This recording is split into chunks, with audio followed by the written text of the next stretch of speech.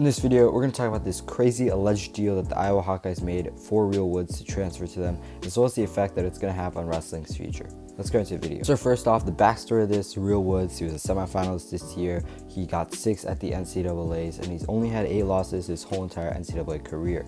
But he went into the transfer portal now that he finished his 4 years at Stanford and still has, I think, 1 or 2 years of eligibility left. And he listed as a do not contact. I think everybody thought he was going to go to Penn State, including me. But then, out of nowhere, he comes out and says he's going to the Iowa Hawkeyes. Now, the reason behind this was pretty unclear. To me, I was like, why? Penn State, they went 5 for 5 last year. The Hawkeyes had 1 national finalist. After next year, they're not really going to have that strong of a lineup. But then on Twitter, Ben Askren came out and said that his anonymous source basically told him that the HWC and the Hawkeyes gave Real Woods an NIL deal to up to like $100K or more than that for him to come wrestle for them.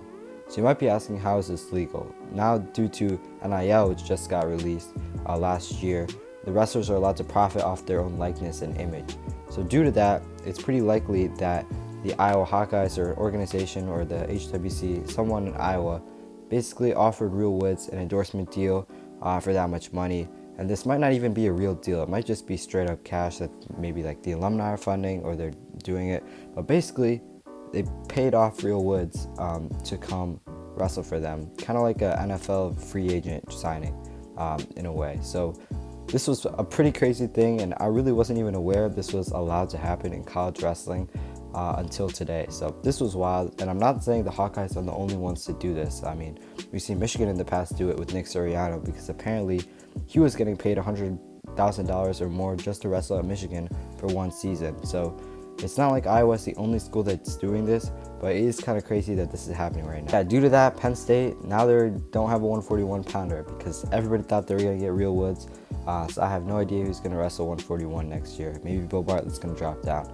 But then for Iowa, they're really tightening up this team race. They're getting Spencer Lee back. They have a few All-Americans who are returning. They could have an NCAA champion in Real Woods who's going to come in at 141. But yeah, it's going to be crazy to see how they can close the team race now that Michigan's going to be falling off and it'll be Penn State and Iowa.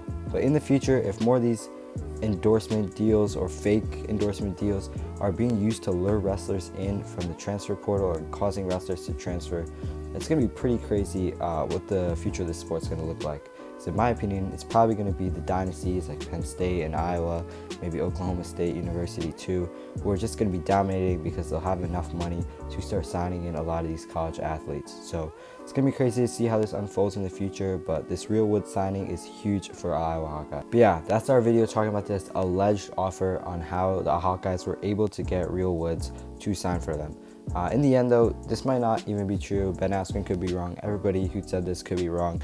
And it really could have been that he just wanted to wrestle Iowa, but I sincerely doubt that. But as always, leave a like, comment down below your thoughts on this whole entire situation, and subscribe. Peace.